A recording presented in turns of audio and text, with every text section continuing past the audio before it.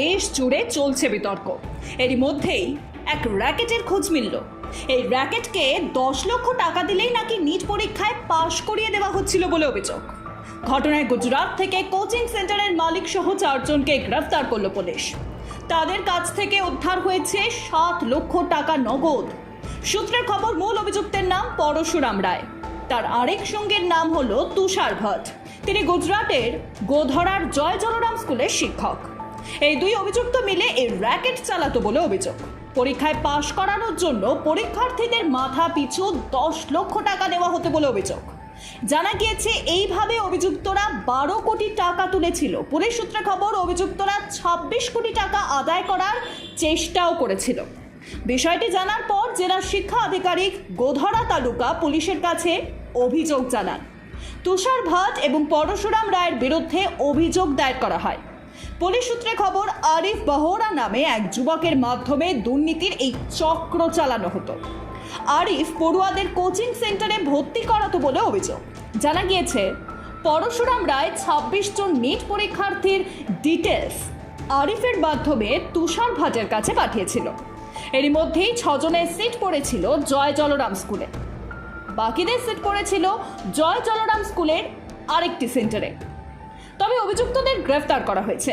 তাদেরকে জিজ্ঞাসাবাদ করে বাকি তথ্য জানার চেষ্টা করছে পুলিশ। জম্মু কাশ্মীরের রিয়াসিতে পুণ্যার্থীদের বাসে হামলা চালিয়েছিল জঙ্গিরা। এই হামলার দায় যদিও স্বীকার করেছে লস্কর-ই তৈবার শাখা সংগঠন। তবে এখনো পর্যন্ত ঘটনায় জড়িত কাউকেই গ্রেফতার করা যায়নি। তবে এবারে জম্মু কাশ্মীরের পুলিশ হামলায় জড়িত এক জঙ্গির স্কেচ প্রকাশ করেছে। এমনকি ঘোষণা করা হয়েছে আর্থিক পুরস্কারও। জানা গিয়েছে ওই জঙ্গির খোঁজ দিতে পারলেই মিলবে 20 লক্ষ টাকা। প্রত্যক্ষদর্শীদের দেওয়া বর্ণনার ভিত্তিতে ওই জঙ্গির স্কেচ বানানো হয়েছে বলে খবর পুলিশ সূত্রে। এই হামলার তদন্তের দায়িত্ব তুলে দেওয়া হয়েছে জাতীয় তদন্তকারী সংস্থার হাতে। একই সঙ্গে জঙ্গিদের খোঁজ চালাচ্ছে জম্মু কাশ্মীর পুলিশও। উল্লেখ্য, রবিবার জম্মু কাশ্মীরের রিয়াসি জেলায় বৈষ্ণোদেবীর মন্দিরে যাওয়ার পথে আচমকাই পুণ্যার্থীদের বাসে গুলি চালায় জঙ্গিরা। গুলির হাত থেকে বাঁচতে গিয়ে নিয়ন্ত্রণ হারিয়ে খাদে পড়ে যায় বাসটি। ঘটনায় মৃত্যু হয় 10 জনের, আহত হন প্রায় 40 জন। উত্তরপ্রদেশ, দিল্লি, রাজস্থান থেকে পুণ্যার্থীরা এসেছিলেন।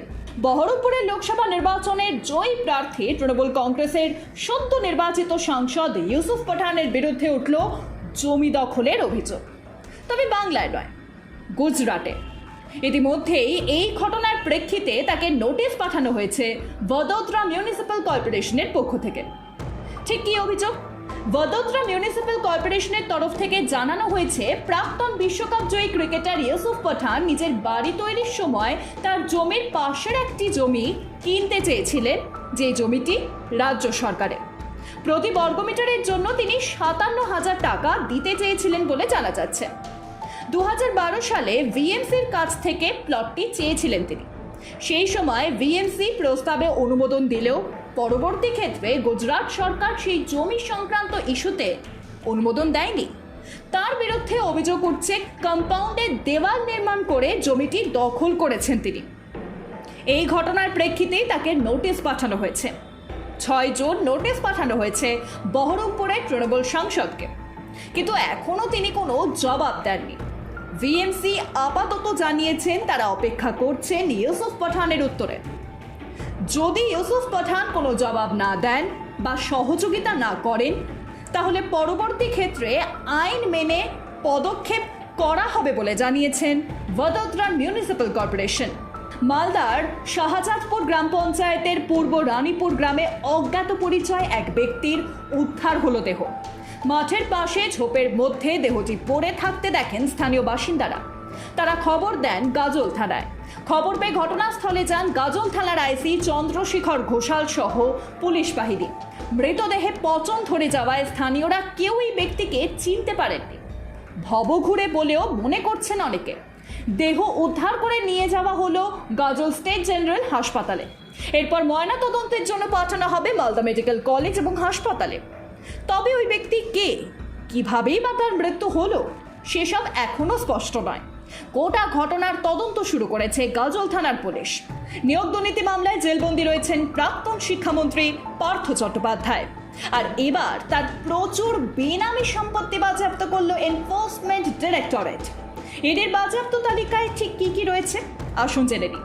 জানা যাচ্ছে বাজেয়াপ্তর তালিকায় রয়েছে কলকাতার পাটুলিতে মোট 18 কাঠার 3টি জমি, হাওড়ার বাগনানে 2 বিঘা জমি এবং দক্ষিণ 24 পরগনার বিষ্ণুপুর এবং বীরভূমের বোলপুরে বেনামি জমি বাজেয়াপ্ত করা হয়েছে। এছাড়াও রয়েছে একটি সংস্থার নামে রাখা 2 কোটি টাকা, যেটিও বাজেয়াপ্ত করা হয়েছে ইডির পক্ষ থেকে। প্রাথমিক তদন্তে কেন্দ্রীয় সংস্থার অনুমান ওই 2 কোটি টাকা পার্থ চট্টোপাধ্যায়ের যেটি বাজেয়াপ্ত করা হয়েছে। শুধুমাত্র তাই নয়, কেন্দ্রীয় এজেন্সি সূত্রে খবর নতুন আরও 4টি সংস্থার হদিশ মিলেছে, যে সংস্থাগুলির মাধ্যমে কালো টাকা সাদা করা হতো, এমনটাই দাবি করছে কেন্দ্রীয় তদন্তকারী সংস্থা। ফুড সাব ইন্সপেক্টর পদে নিয়োগের পরীক্ষায় প্রশ্ন ফাঁস ও দুর্নীতির অভিযোগে নদিয়া থেকে সিআইডির হাতে গ্রেফতার হলো 2 জন। নদিয়ার কল্যাণীতে অভিযানে নামে সিআইডি, আর সেখান থেকেই গ্রেফতার করা হয় শঙ্কর বিশ্বাস নামে এক ব্যক্তিকে, এবং পরবর্তীতে ধুবুলিয়া থেকে পাপাই দাস নামে আরও একজনকে গ্রেফতার করে সিআইডি। জানা যাচ্ছে তারা সরাসরি পিএসসি পরীক্ষায় দুর্নীতির বিরুদ্ধে জড়িত ছিলেন। তাদের দ্বারাই হয়েছিল প্রশ্ন ফাঁস। সেই খবর সামনে আসতেই তাদের গ্রেফতার করে সিআইডি। আজ আলিপুর আদালতে ধৃতদের পেশ করা হবে বলে জানা যাচ্ছে। 4 দিন ধরে নিখোঁজ ব্যারাকপুর গার্লসের 10ম শ্রেণীর এক ছাত্রী। স্থানীয় সূত্রে জানা গেছে, মোহনপুর পঞ্চায়েতের 26 নম্বর সংসদের আমবাগান এলাকার বাসিন্দা শ্রেয়া মণ্ডল মঙ্গলবার সকালে স্কুলে যাবার নাম করে বাড়ি থেকে বের হয়।